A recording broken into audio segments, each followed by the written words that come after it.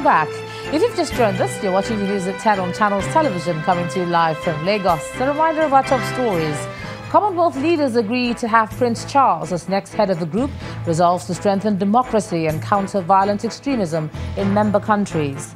Victims of arson on Naka community in Benue State, allegedly carried out by soldiers, demand joint civil-military investigative panel to probe incident as state government pleads for calm. Nigerian army to launch Operation Last Hold in the northeast next month, aimed at total restoration of peace in the troubled region. And head of service defends suspension of 6 NEMA officials, says decision followed due process.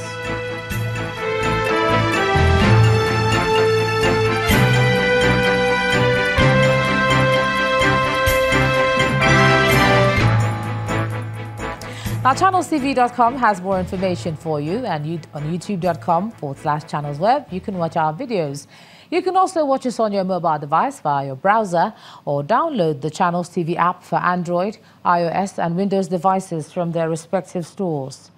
Besides giving you access to news updates on the go, the Channels TV and Channels 24 app has an eyewitness feature that you can use to share pictures, videos or news of happenings around you.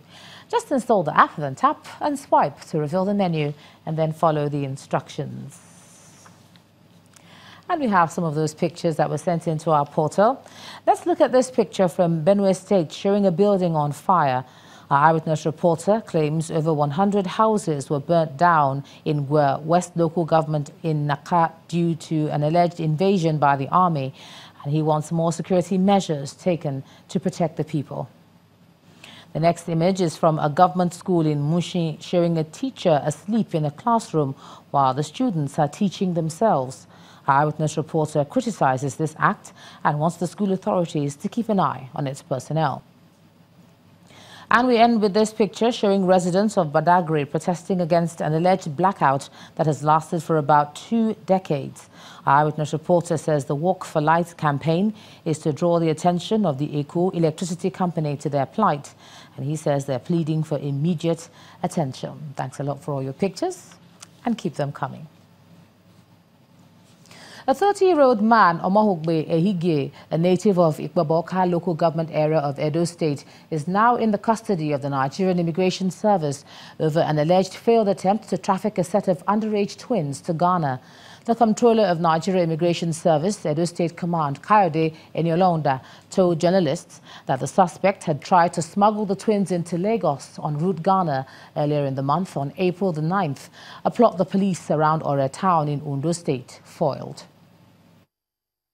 An alleged human trafficker, Omahogbe Ige, on parade at the Nigerian Immigration Service, Edo State Command Headquarters in Benin City, the state capital.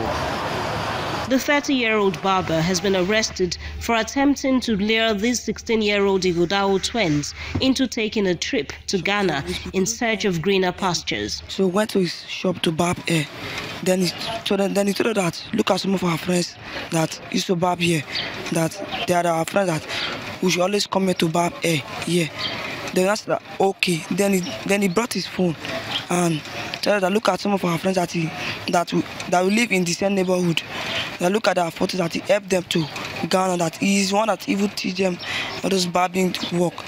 Mr. Ige says this botched trip is only his second transaction in the illicit business. Because I'm not taking that to the other ritual side or the other diabolical side. It's just just to how to press the laptop, not the ritual type. Internet is fraud. Yes. So why are you saying you are giving them to crime and it's okay for you? All these things, I know I'm at fault. The Comptroller of Nigeria Immigration Service, Edo State Command, Kayode Eniolonda, says the efforts of the Edo State government, the Oba of Benin, and other stakeholders in combating the human trafficking scourge so far have been yielding positive results. But he also warns that human trafficking is now assuming a new and dangerous dimension. This time, underage children are lured into the dastardly act.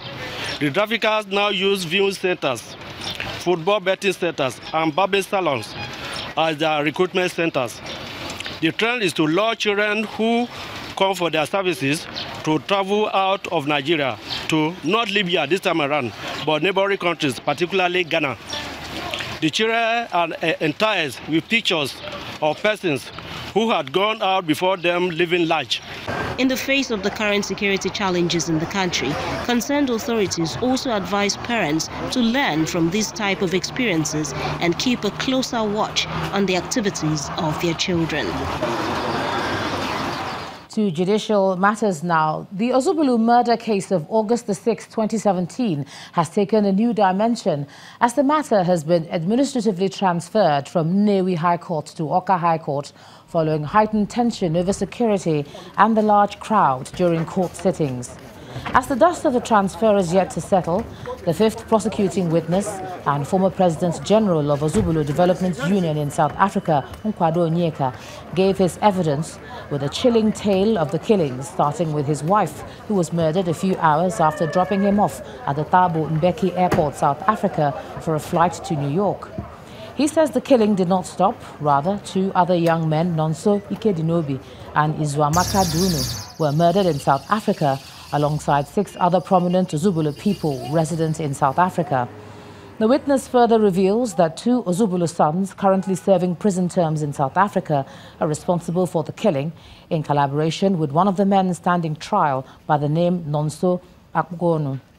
Justice Festus Anyuku adjourned the matter to May the 4th, 11th and 25th for continuation of hearing.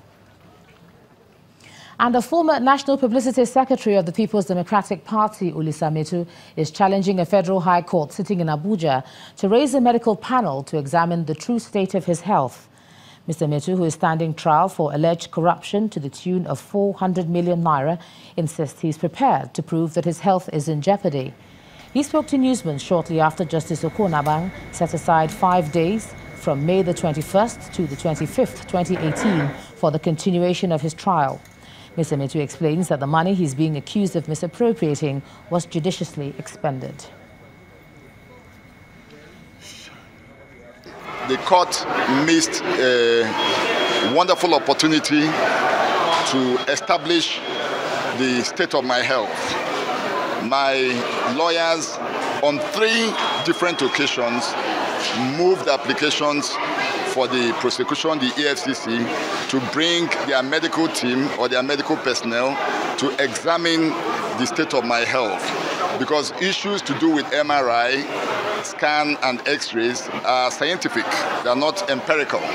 So, and the court on its own could have set up a medical team for them to know.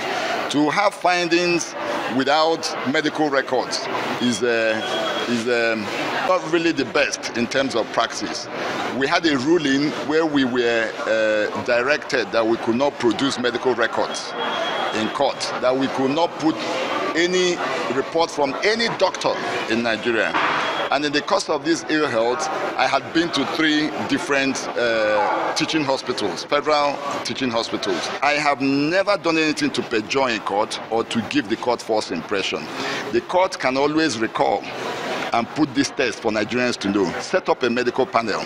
Let the medical panel come and do MRI. Establish the extent and let Nigerians know whether I misled the court. Those are strong words to say that I misled the court. Those are very strong words.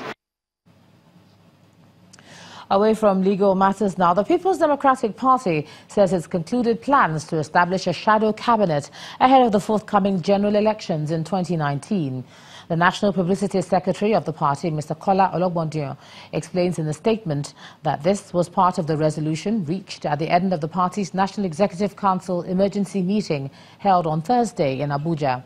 He says the cabinet will pilot PDP's roadmap towards national economic recovery and good governance to rescue the nation from what it describes as the misrule of the ruling All Progressives Congress.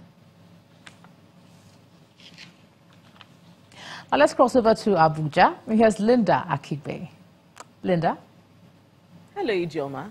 Welcome to Abuja. The head of service of the Federation, Mrs. Winifred Oyoita, says the suspension of the directors and staff of the National Emergency Management Agency, NEMA, conforms with public service rules.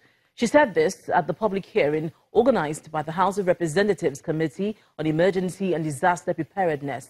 The committee is probing the process leading to the suspension of 6 NEMA officials over alleged breach of trust.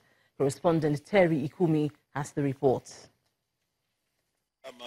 Colleagues, invited guests. This is a public hearing organized by the House of Representatives Committee on Emergency and Disaster Preparedness. The committee is investigating an allegation of violation of public trust by the National Emergency Management Agency, NEMA. The committee has invited the head of service to guide it on the procedure for suspending staff of NEMA.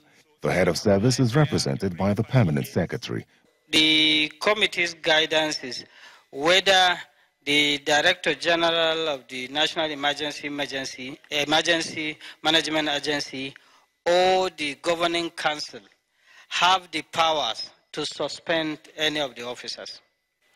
The CSC, Federal Civil Service Commission, or the Permanent Secretary, or the Head of Extraministerial Office, if it is within his delegated powers, shall forthwith suspend him/her from the exercise of the powers and function of his or her office from enjoyment of his or her emolument. The chairman of the Economic and Financial Crimes Commission, EFCC, Ibrahim Magu, confirms that the EFCC recommended that the staff of NEMA be suspended. I also want to confirm to you that at some level we had to write an interim position, and then we recommended that the people who are involved, who we have established evidence that there is wrongdoing somewhere, and we recommended that this will be placed on suspension. The committee is also looking into the issue of the donation of 6,769 metric tons of rice by the Chinese government to NEMA. However, in what appears to be a twist, the Yobe State Education Commissioner, Mohammed Lamin, claims that the state has not received any relief material from NEMA since the assumption of office of the current DG. I regrettably inform you that Yobe State has not received any correspondence, nor any relief intervention from NEMA since the assumption of office of the present Director General. The state government is fully aware of it. It was not even me that informed them. It was the Minister of Minister of State Budget and National Planning that was communicating with all the governors. The committee is yet to conclude investigations and is asking NEMA for documented evidence to back its claims.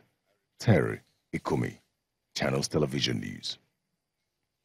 There were only 5 confirmed cases of Lassa fever in the country as at April 15, 2018. This is according to the latest report on the spread released by the Nigeria Center for Disease Control, NCDC, a figure said to be the lowest number of cases reported in a single week since January 2018. This also marks the 8th week of continuous decline in new confirmed cases, and according to the Chief Executive Officer of the NCDC, who spoke to Channels Television on this issue, it shows that the efforts to control the outbreak are successful.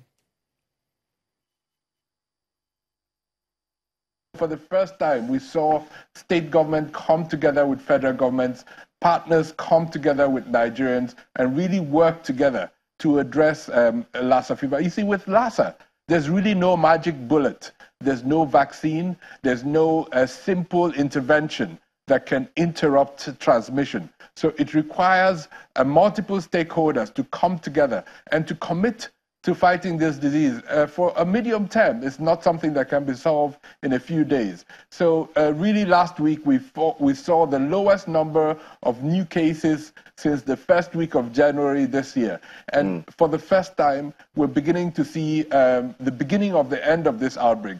But at the same time, we have immediately started preparing for the next year, for the dry season of next year, to be sure that we're better prepared, we prevent more cases, and we continue to mobilize both the technical and financial resources needed to combat this disease in Nigeria. When the News at 10 returns, Africa Department of International Monetary Fund asks Nigeria to balance fiscal policy and debt sustainability. That's in business news. Please stay with us.